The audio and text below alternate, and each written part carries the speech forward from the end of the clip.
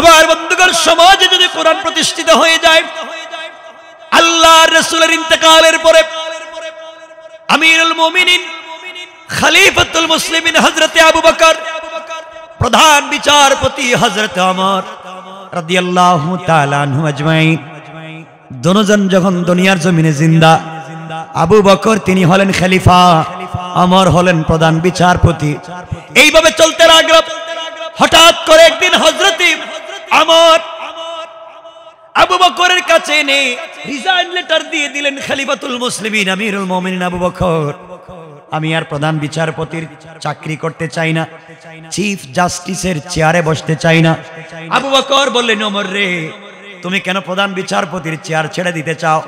তাহলে কি আমার চেয়ারে বসবার শখ তোমার জেগে গিয়েছে? আমির হতে চাও?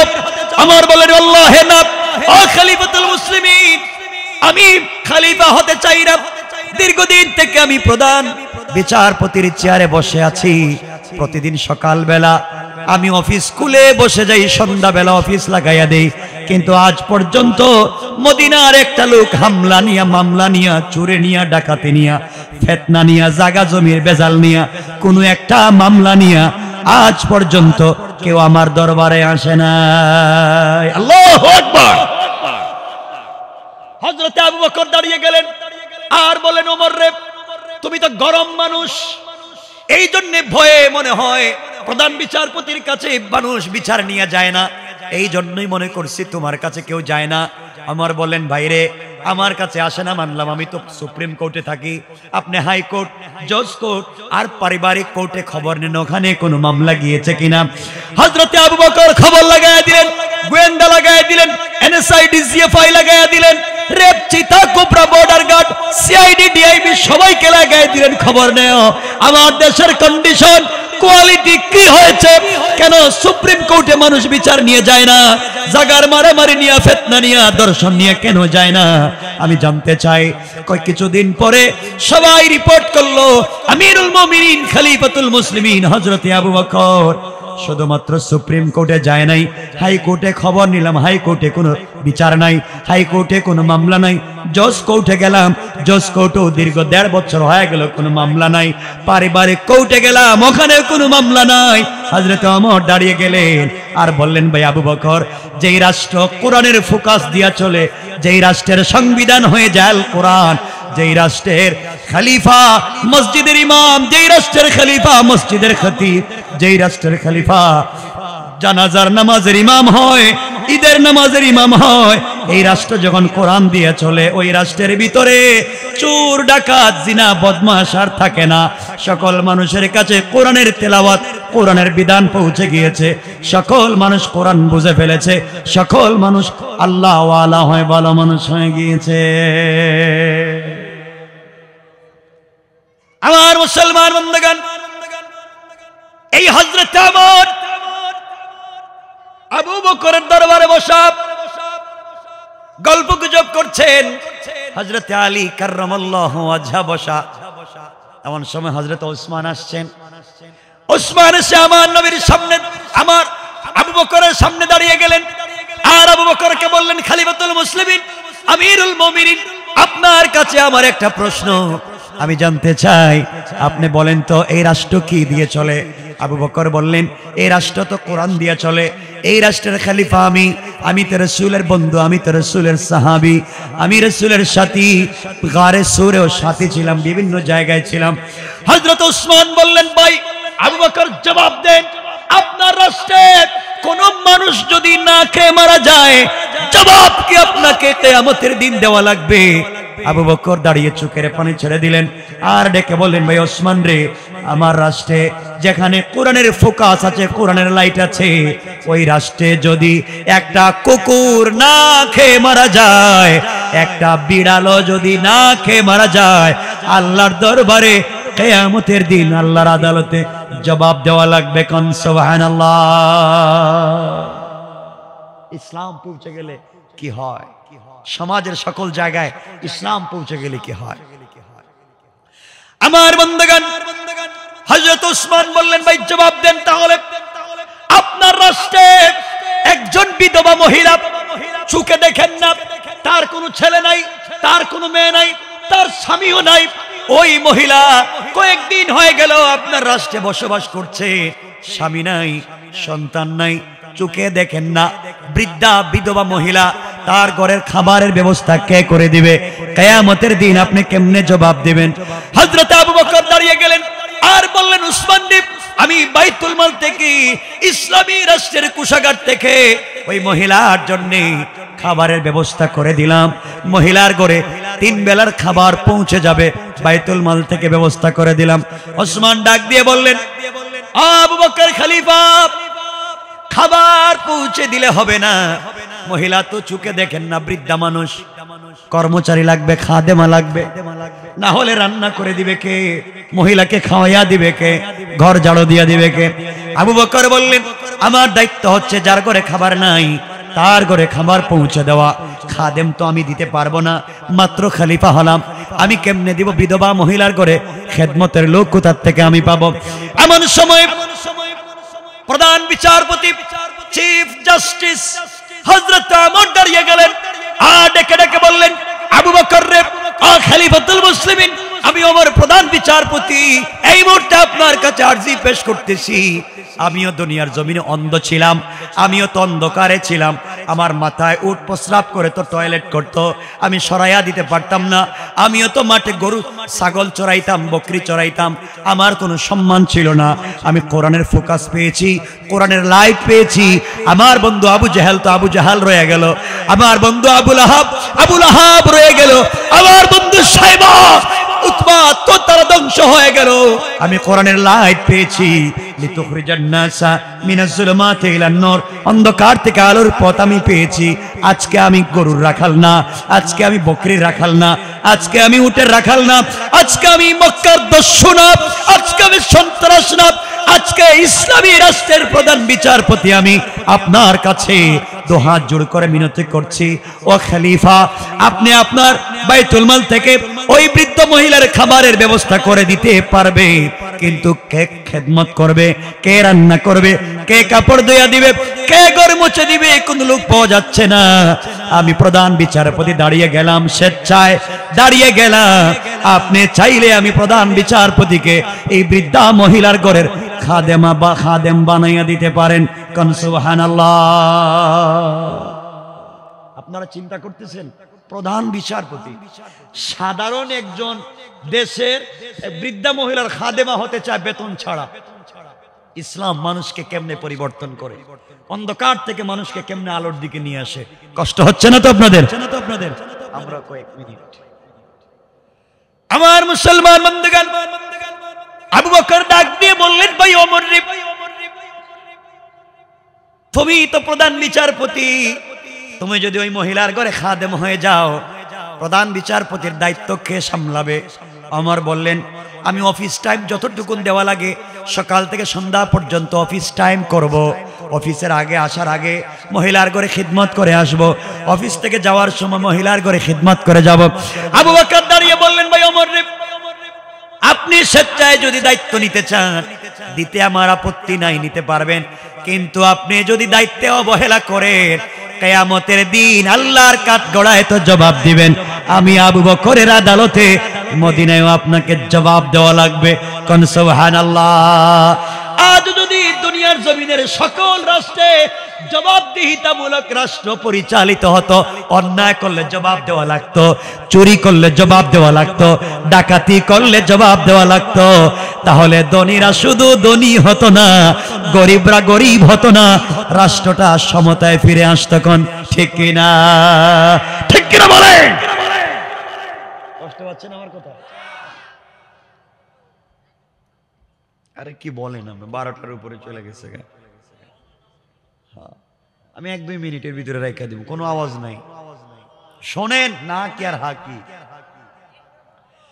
আমার মুসলমান বন্ধুগণ, এক পর্যায়ে হযরতে ওমর কি আবু বকর বানাইয়া দিলেন, যাও আপনি ওই মহিলার ঘরের খাদেমা।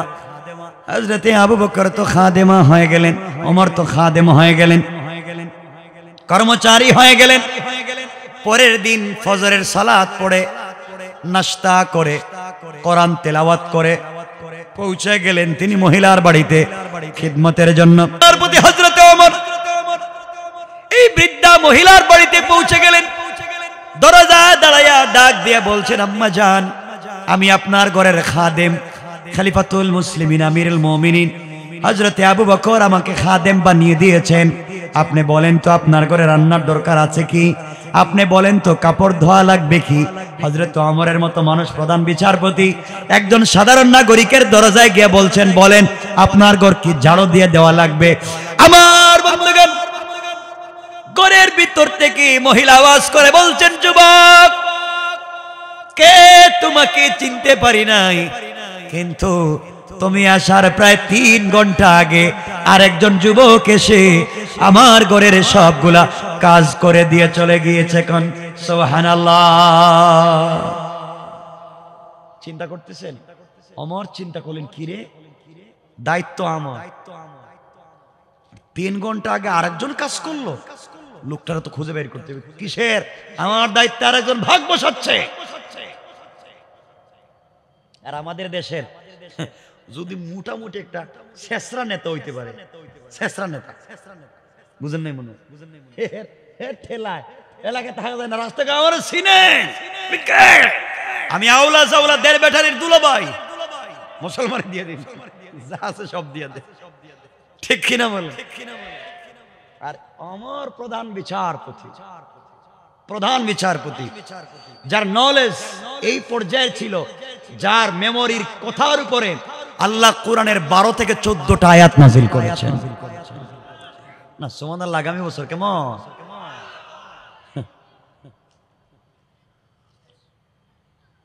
শুধু ভালোবাসা আসছে, এইটা আমি বাইরে দেখাইছি, ডায়েরিতেও ডেট লিখি নাই। আমার প্রোগ্রাম হচ্ছে আরেক জায়গায়, এই নাঙ্গলকোট আসছে, এখানে কথা দিছি, চলে আসছি। আমার বন্ধুগণ শুনেন, হযরতে ওমর চিন্তায় পড়ে গেলেন, কে রে আমার আগে কাজ করে দেখিছে কে? চিন্তা করেন, আগামী কালকে ফজরের নামাজ পড়ে নাস্তা করব না, এর আগেই চলে যাব। ফজরের নামাজ পড়ে হযরতে ওমর আবার বের হয়েছে। আমার বন্ধুগণ গভীর মনোযোগ, প্রধান বিচারপতি হযরতে ওমর বের হলেন। দ্বিতীয় দিন দরজার সামনে দাঁড়ায়া সালাম দিয়ে বলছেন, আম্মা জান, আপনি বলেন তো আপনার ঘরে কি কাজ করে দেওয়া লাগবে? আমি আপনার ঘরের খাদেম, রাষ্ট্রের পক্ষ থেকে নিযুক্ত খাদেম, কি রান্না করে দেব? ঘর মুছে দেব না আপনার কাপড় ধুয়ে দেব? ঘরের ভিতর থেকে মহিলা জবাব দিচ্ছেন, যুবক রে, কে তোমাকে আজও চিনতে পারলাম না, তুমি আসার প্রায় 2 ঘন্টা আগে আরেকজন যুবক এসে সবগুলা কাজ করে দিয়ে চলে গিয়েছে। কোন সুবহানাল্লাহ। হযরত ওমর ঠান্ডা মানুষ, ওমা কিছু কোন না, হ্যাঁ কেমন গরম জানেননি? এমন গরম এক জিনিস ওমর, এমন এক গরম। দারাকুতনির সুনান হাদিস, রাসূল একদিন যোহরের নামাজ পড়ে মসজিদে নববী থেকে বাইরে এসেছেন, তাড়াহুড়া করে কোথায় যাচ্ছেন, রাস্তা দিয়ে হাঁটতেছেন, হঠাৎ নবীজি দেখেন সামনে দিয়ে শয়তান আইতেছে। শয়তান কে? শয়তানটা দেখছেন কোনদিন? অরিজিনাল শয়তান যেটা, ওইটা আইতেছে। রাসূল বলেন, আয় তোর আজকে জিগামতি পাবলিকরে কেমনে ধোঁকা দিস। আসতেছে, রাসূলও যাচ্ছেন। কিছুক্ষণ পরে রাসূল তাকায় দেখেন শয়তান আর নাই, ও রাস্তা চেঞ্জ কইরা জমিনে দিয়ে পুইরা উল্টা পথে দৌড়াইতেছে। নবীজি বলেন, কি রে, শয়তান তো এভাবে আমার দেখলে দৌড়ায় না, ব্যাপারটাকে আশেপাশে তো কিছু দেখতেছেন। হঠাৎ পিছন দিকে তাকাইলেন, পিছন দিকে তাকায় দেখুন ওমর আইতেছে। ওমর সুবহানাল্লাহ বলেন না, বলেন শয়তান এবার বুঝছি আমার ওমরে দেখছো, এই জন্য দৌড়তাছস। সুবহানাল্লাহ বললেন না?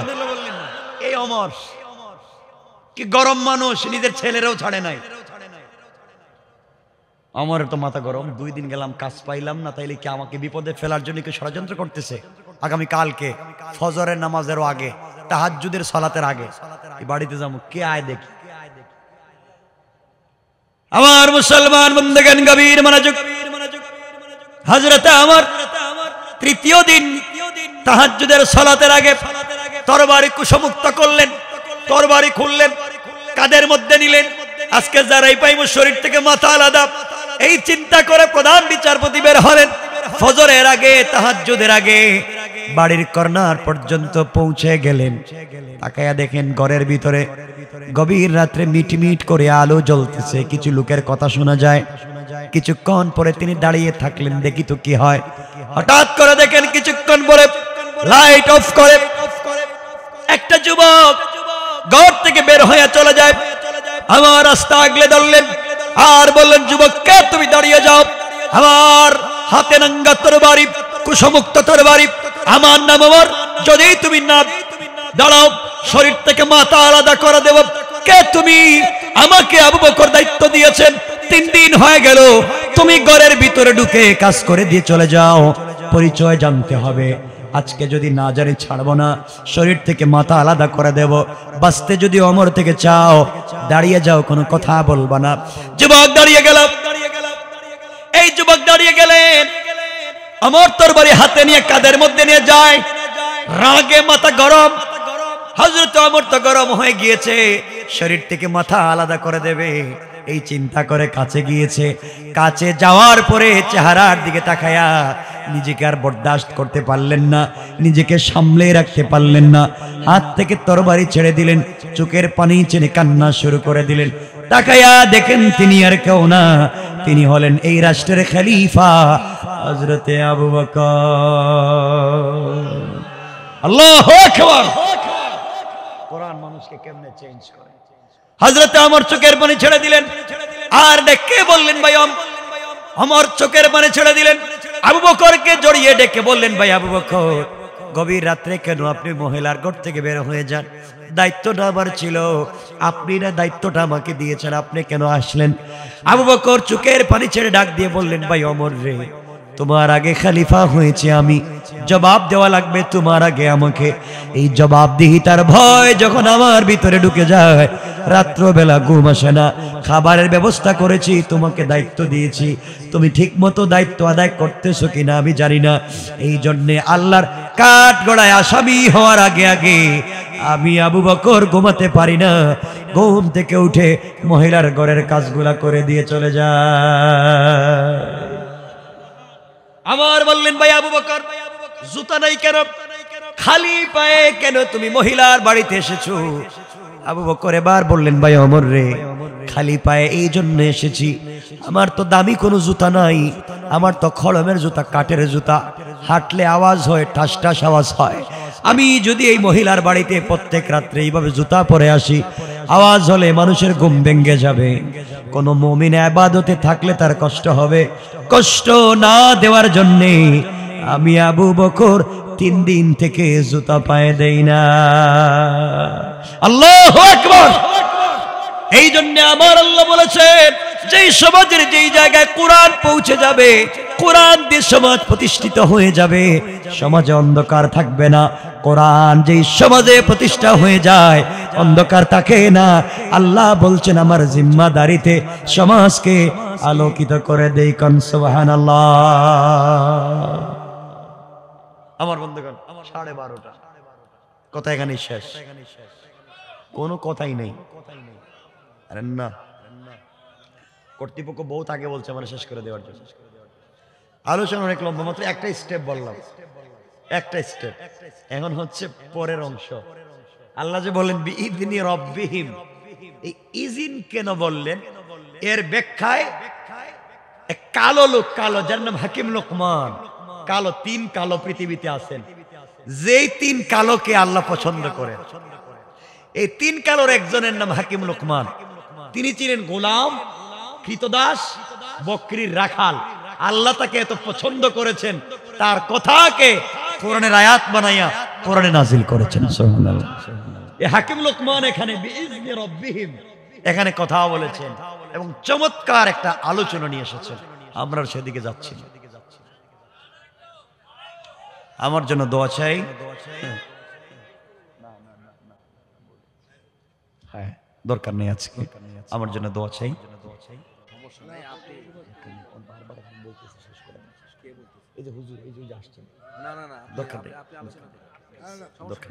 আমি প্রশ্ন 5 মিনিট নিয়ে নেই, ইনশাআল্লাহ আগামীতে কথা বলবো না ইনশাআল্লাহ। ভাই কেউ উঠবেন না, আরে কোনো ঘন্টা নাই।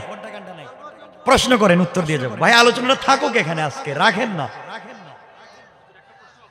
আচ্ছা প্রশ্ন করেন প্লিজ, প্লিজ সিট ডাউন, বসেন। আমি আপনাদের ভাষায় কথা বলছি, আপনাদেরকে বুঝি, যুবকদের বুঝি, আমি বুঝি। বলো প্রশ্ন কি? এটা আবার প্রশ্ন হইলো? কোরআন হাদিস অনুযায়ী এটা হচ্ছে মুখতালাফ ফিহি, ইখতিলাফি মাসআলা। বুজুর্গ আলেম যারা, দারুল উলুম দেওবন্দের আলেম যারা, ওনাদের মতে যদি আগে পরে কোন জিকির করে থাকে, আগে পরে, তাহলে জায়েজ। আর কোনো কথাবার্তা নাই, আগে কিচ্ছু কয় নাই, পরেও কিচ্ছু নাই, হঠাৎ করে শুরু করে দিছে ইল্লাল্লাহ, এটা ঠিক না। আপনি আগে জিকির করছেন লা ইলাহা, লা ইলাহা কতক্ষণ পড়ছেন, এরপরে ইল্লাল্লাহ আসছেন, এরপরে মুহাম্মদুর রাসূলুল্লাহ, এরপর আল্লাহ আল্লাহ, আপত্তি নাই, কোনো কথাবার্তা নাই, হঠাৎ বললেন ইল্লাল্লাহ, এটা কি? কথা বুঝতে পেরেছেন? আগে পিছে কিছু বলবেন ইনশাআল্লাহ, এক নম্বর। ঠিক আছে তো? ফিতনা করা যাবে না, মারামারি করা যাবে না।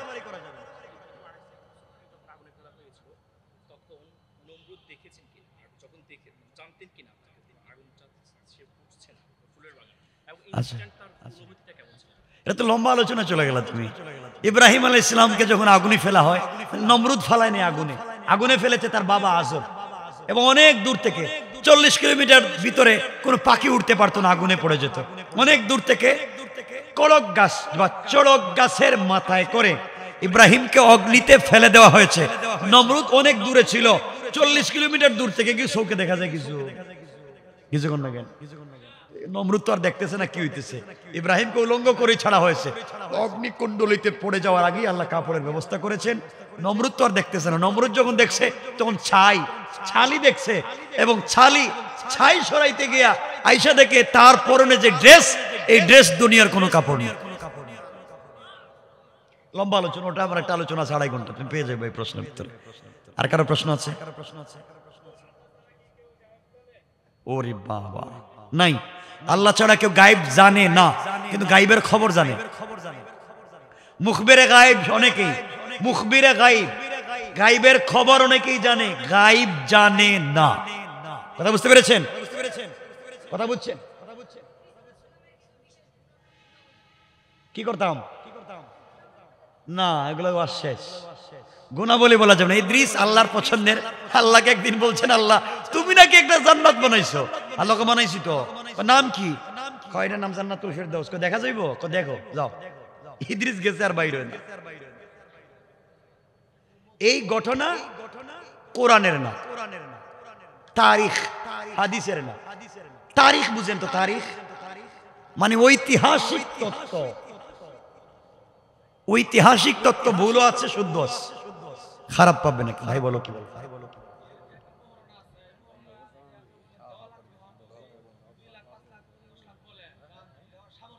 বিয়েই করবে না রে, যে 2 লাখ 5 লাখ বলে রে বিয়েই করবে না।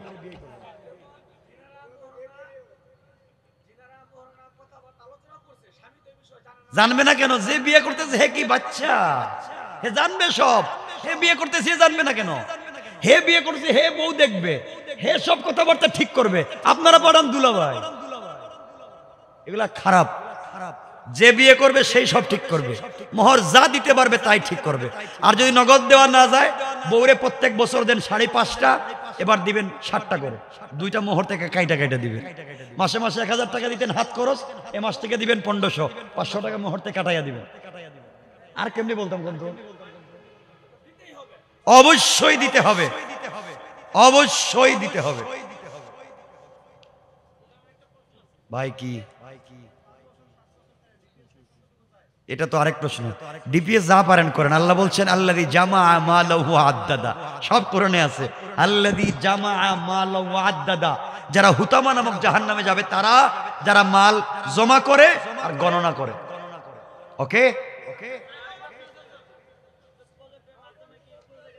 সব যায়, সব যায়। যাও, এই প্রশ্ন সহজ উত্তর দিলাম। হ্যাঁ হ্যাঁ হ্যাঁ, তসবিহ কি? সুবহানাল্লাহ সুবহানাল্লাহ। যে হাতে হাত আছে তো হাতে পড়েন, কেউ যদি হাতে না পারে তাইলে যেভাবে পারে পড়ুক, যেভাবে একজন সহজে পারে এরপরে পড়ুক, পড়তে দেন ভাই, ফেতনা কইরেন না, পড়ুক। তসবিহ গুনবেন কেন? সুবহানাল্লাহ গুনবেন। তসবিহ এখন যদি কেউ হাতে না গুনতে পারে তাহলে কি করব?